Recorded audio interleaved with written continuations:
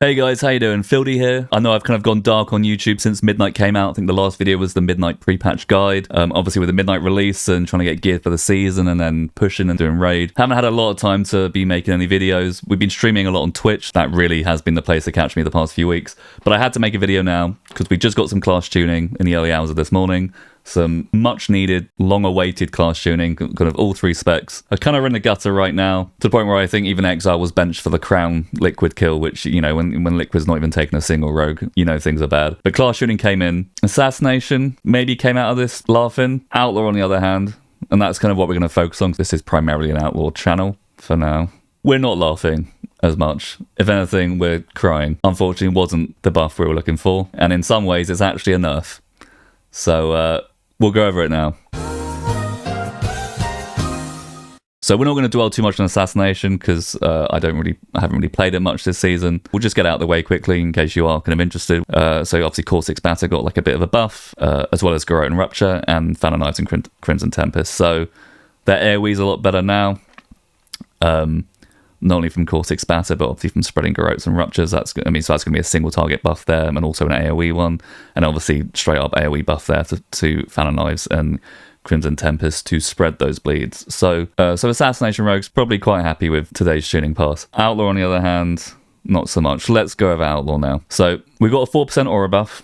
Fair enough. Not as much as I'd have liked, but you know, we'll take it. But then, as usual, for the umpteenth time, I've lost count now how many times this has happened, Blade Flurry has been nerfed yet again to offset the aura buff that they've given us. So I don't know why Blizzard keep doing this. And this has happened a few times now, to the point where I think Blade Flurry was 50%. We're now down to 28%. Like, logic would dictate if you were doing that, you're of the opinion that, oh my god, like, you know, Outlaw's AoE is like out of control. So if we're going to give them an aura buff, like, we've got to, like, you know, we've got to compensate by bringing down their cleave. And it's like, but that's not what's happening here. Like, we're not by any means dominating AoE. Our cleave is pretty bog standard, average, middle of the pack. And that goes for our 8 target cleave. Our 2 to 3 target cleave, which we are usually kings at, is actually worse than ever in Midnight. And we'll talk about that a bit later. But yeah, straight away, we've yet again seen this. And I don't know how many times it's going to happen. Like, I think is it going to get to the point where we're going to get another aura buff and another aura buff, and it's going to get to the point where they just like take away Blade Flurry completely. Like, I don't know why Blizzard keep deciding to do this.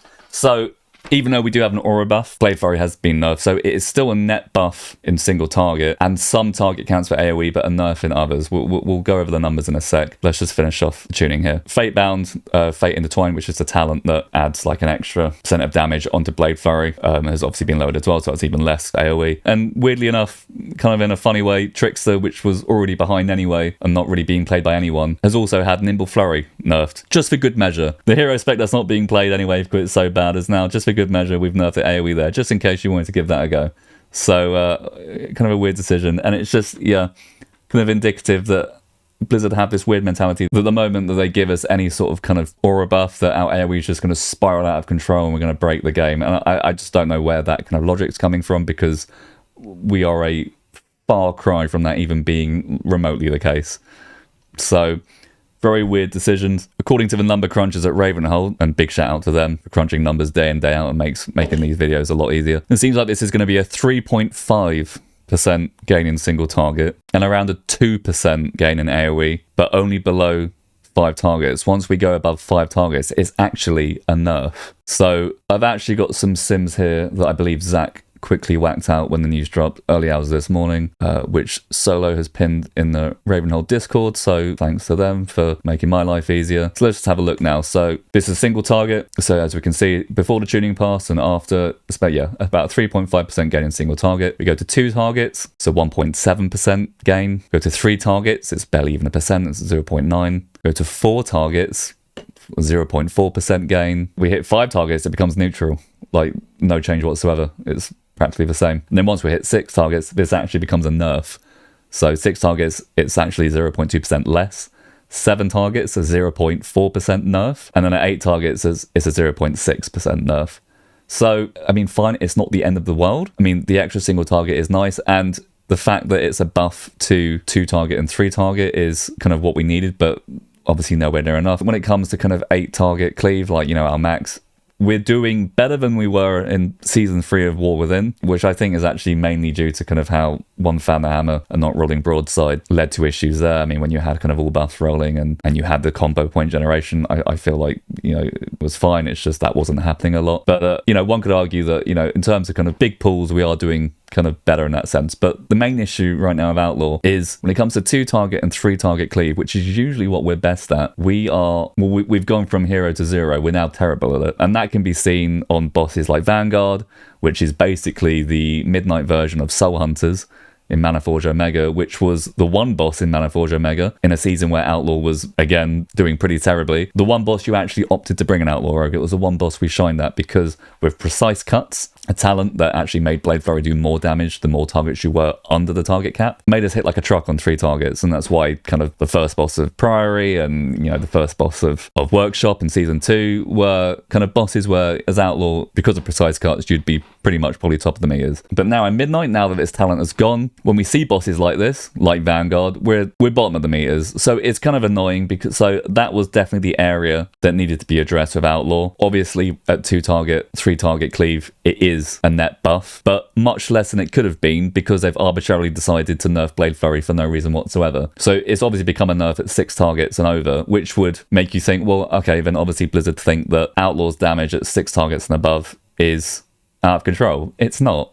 It's really not. I mean, okay, fine. I did have like a very nice first pull of Seat where I absolutely mogged a Ret Pella and an Arms Warrior on the first pull of Seat, but only because I had a Monk buff, I had Warrior's Shout, I had a Jackpot, I had Prep Up, like every star aligned. And I only just beat the Ret Pella, who would have just had to have pressed 3 buttons in any order that they liked to have done that. So Outlaw's damage is by no means out of control. And it's just, I don't know why Blizzard insists on just keeping Outlaw in the gutter. I mean, all 3 rogue specs are in the gutter right now, but Assassination somewhat got what they needed. Subtlety's doing a bit better now because everyone's got their 4 set now, and Subtlety did actually have, I believe, the biggest gain out of any spec in the game from their 4 set, and that 1 minute 30 huge burst profile was obviously, you know, desirable for raids anyway. But Outlaw still seems to be, I don't know, perhaps paying the price for BFA still. It's strange. Like, the spec was completely simplified for Midnight to make it more approachable so more people played it. It's kind of redundant to make it as simple as you did because the people you were trying to attract to the spec, who were put off by how complex and demanding it was in War Within, are not playing it anyway now, even though it's easier, because it's fucking tuned like dog shit. So I don't understand what the mentality is. I don't know if they're using ChatGPT to tune us, but I'm not sure how much further they can go with nerfing Blade Flurry, because like I said, we were at 50% in War Within. We had tuning passes throughout the beta, which just gradually gave us the aura buffs we needed, but then lowered Blade Flurry more and more. I think they pulled it back at one point because they knew they went too far. I mean, like 28%. And this is without precise cuts as well. Yeah, I'm not really sure where the spec is headed after this. It doesn't fill me with confidence. I mean, despite in my several video essays during the Midnight Beta kind of lamenting about how simplified Outlaw has become, I've actually warmed to Midnight Outlaw slightly in terms of the playstyle. Now that I'm getting ace procs a lot less than I was, and the ADR uptime is a lot lower than it was, whenever I do get those things, I appreciate it more. It's almost like kind of Blizzard has trained me like an obedient dog. Nevertheless, I've warmed to Midnight Outlaw, and I had hope that, okay, now that it's simplified, more people are going to play it, there's going to be more incentive to keep it competitive, but it doesn't seem to be what's happening. They just seem to just insist on keeping Outlaw down. Well, all 3 rogue specs, to be fair, as a whole. I'm not sure whether it's intentional or just like cluelessness. I have no idea. But Outlaw tuning especially, like you read this and it's just like, what the fuck are we doing? Like, you've got marksmanship hunters and Ellie shamans hitting like fucking 800k in the beginning of a key, and there's Outlaw that's just like struggling to fucking push like 500k only with perfect RNG, and Blizzard's like, oh no, we can't have that. I don't know, maybe it's personal. I don't know. I mean, I have a theory that whoever we've got tuning Outlaw, like some Outlaw rogue shag their misses or something. I mean, I don't know, man. It's weird. And on the back of that, I also do want to cover some patch notes for the 12.05 patch, which is coming out later in spring, where, as usual, which you may be familiar with if you're good at pattern recognition or you've seen my past videos, they've taken something that we wanted and fixed it in the complete wrong way. And I am, of course, talking about the update to Ace Up Your Sleeve coming in 12.05. So obviously, if you played Outlaw when the war was in, you'll remember that Ace procs refunded 5 combo points. And then obviously in tandem with Ruthlessness, your Ace procs would always land you on at least 6 combo points, right? So you could just send it right away because obviously we between the eyes at 6 combo points or above. So obviously the problem with Ace Up Your Sleeve at Midnight was you had to invest 2 talent points into it. The first talent had a 5% chance per combo point to refund you 2 combo points, and then the second talent point gave you a 5% chance to grant 4 combo points. So even with both talents invested, 1 point less than it would have been. And Sim showed it just wasn't even worth putting that extra talent in. So we've had to settle for, annoyingly, just putting 1 point in Ace to be optimal and just getting very low combo point refunds from Ace procs and then having to do a builder after an Ace proc, which feels terrible. The only kind of real War Within style Ace proc we get being our Apex talent. And I've been appealing to Blizzard a multitude of times on this channel to ask them to change this, as well as everyone else doing the same. And they've answered us, but in typical Blizzard fashion when it comes to Outlaw, they've heard our requests, they've addressed it, and then fixed it just in the complete wrong, most irritatingly inconvenient way possible. So now, well, let's just read it. Ace Up Your Sleeve has been updated. Between the Eyes has a 3 or 6% chance, it was 5, per combo point to grant 4 combo points and reset its own cooldown. So the combo points and percentage have been switched. So rather than it being a flat percentage and then a different number of combo points, it's now just a flat number of combo points and different percentages to get that. However, it's still 4 combo points, which with Ruthlessness is going to make you land on 5 combo points with both talent points invested into this. That's the best it's going to be, right? So like I said earlier, and you probably already know this, we don't send Between the Eyes at 5 combo points. We send it at 6 or above because we want to benefit from that crit multiplier, and also we want the best chance we can get to get another Ace proc. The more points we send Between the Eyes with, the better chance we get another Ace proc, right? We don't send it anything under 6. So even with this talent updated and we get an Ace proc and now a bigger refund, technically we still now have to press a builder anyway. So the problem's still there, only now it's actually even worse, if anything, because when you press a builder at 5 combo points, you're going to almost certainly overcap on combo points. So if anything, the problem's still there, but even worse, which is just like, I don't know why Blizzard do this. Like, it's just, I'm starting to notice a pattern now when it comes to things we want and them getting addressed in like the worst possible ways. Like, oh, you like having a double Q that you can press twice in succession alongside your 4 set. No, we hear you. It's now your new 4 set. Right. Okay. Oh, you didn't like Killing Spree murdering you. Don't worry, we hear you. We're going to rework it. But you've lost all pro damage and now it just targets randomly. And it's tuned really low. Oh, what? You guys want a second charge of ADR? Ooh. Best we can do is an old talent we borrowed from Subtlety that gives it in the most awkward way that we can. Well, there's no real optimal time to press it without wasting potential CDR and actually giving you the benefit of a second charge. And you kind of just shoehorn it in when you can. How does that sound? Oh, you guys are in desperate need of an aura buff? No, don't worry. We hear you. Say no more. But we are just going to take away more of your AoE again for no apparent reason. And now with this, oh, you don't like how Ace procs only refund 2 points. You really don't want to have to press a builder in between. Best we can do is give you a higher refund, but just 1 point shy of what you actually need to then not press a builder. So you're still going to have to press a builder, but it's also worse than it was before because now you're going to overcap. It's rage bait. They're rage baiting us. Like, it is rage bait. I mean, I do have the numbers here for it. If you were to take 1 point of Ace, like we do now, it would actually be a nerf. But at 2 points, it is a 1.5% buff. However, I don't know how that is the case, because I don't know what the Sims, how they're calculating it, because I can only imagine it even remotely being a buff if we just sent the Between the Eyes at 5 combo points, which we wouldn't usually do. Because if we're pressing a builder after the Ace proc at 5 combo points, we're essentially just doing exactly what we're doing now, unless it's literally just due to the fact that with both talent points, you have a 1% higher chance than you would have done to get an Ace proc, and that is whether. But I don't think so. Even 1.5% buff seems a little high for a 1% extra chance for an Ace proc. So I'm not quite sure how Sims are calculating that. I'm sure that will become clear as we approach the patch and we kind of fuck around with it on the PTR. But again, really annoying. I don't know why Blizzard have to kind of give us these like kiss curse kind of tuning passes where like, oh yeah, we'll give you what you want, but we're going to have to kind of compensate with this. And it's like, but why? Like, we're not even like A tier, like, let alone meta. Like, we're literally sitting in fucking B, C tier right now. Where is this kind of sort of tentative, kind of like cautious approach to tuning us even coming from? Why does every nice thing that we get and every fix that we get to things that we tell you about need to have some stupid arbitrary caveat attached to it? It's really exhausting. But let's also mention these things here. So these are some other things that we're getting with 12.05. With a new talent, Sanguine Vial, so when you deal the killing blow to a target that yields experience or honor, the cooldown of Crimson Vial is reduced by 15 seconds, and your next use heals 5% off your health instantly. So Crimson Vial turning into not only kind of like an instant sort of kind of health stone, tiny one, like 5%, but also we're going to have like nice CDR on it when we kill stuff. So in Mythic Plus, that will probably be quite useful. I don't know what will drop for that. I mean, I think there are some kind of, I mean, it's not like our utility in the class tree is groundbreaking, so I'm pretty sure there's going to be something we could probably sacrifice for that. I imagine that will be taken. That will be nice in higher keys with kind of rot damage. But yeah, interesting. And thankfully, Airborne Irritant is coming. The AoE blind from Airborne Irritant is coming back. I don't know why it was taken away in the first place. It's like we have fuck all utility as it is. I don't know why you would take away like the one semi-useful utility we have. Like, you know, it's just an AoE stop. Like, but we're getting it back. They obviously realised that was a bit more.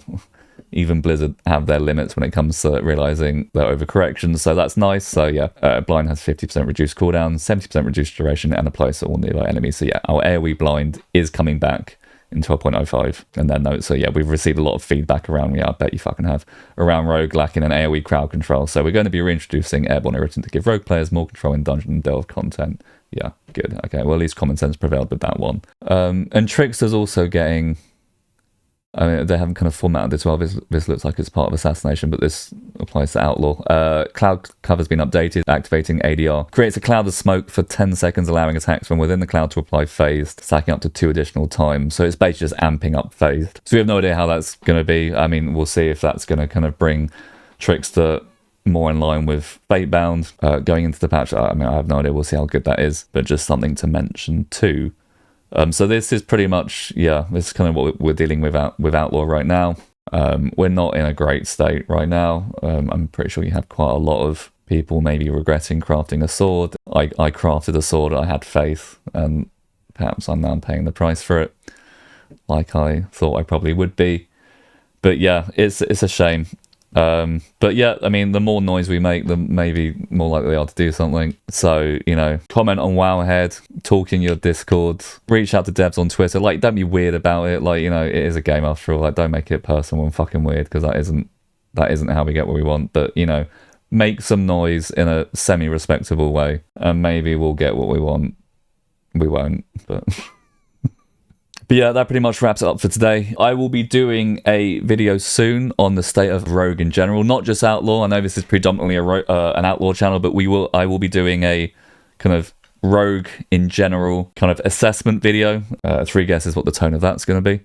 But that'll be coming out. I'll probably wait till the 0.05 patch to kind of get that out, just to maybe kind of give Blizzard the opportunity to maybe correct some mistakes and, you know, kind of give us a bit more love and alter the trajectory of what that video is going to end up being like, as well as an Outlaw guide, which will also be probably coming around. I know I said it would be March, but we'll probably get that again around the 12.05 patch, because just with the age changes, it's going to be easier to kind of just wait for that change to come into place and then kind of do the guide. And then also maybe we'll have a bit more love for Outlaw by then as well, so there's actually just more than 3 people looking to learn how to play Outlaw. But in the meantime, catch me on Twitch. I'm streaming live quite a few days, pushing Mythic Plus, raiding with Immortalis, Thursdays and Sundays, 8 PM server time EU. So come hang out on Twitch. That's probably the best place to catch me right now if you want to have a chat and just shoot the shit about the dog shit state of our spec and class. And again, big shout out to all the theory crafters like Solo and the like at Ravenholt that making these videos a hell of a lot easier than it could be.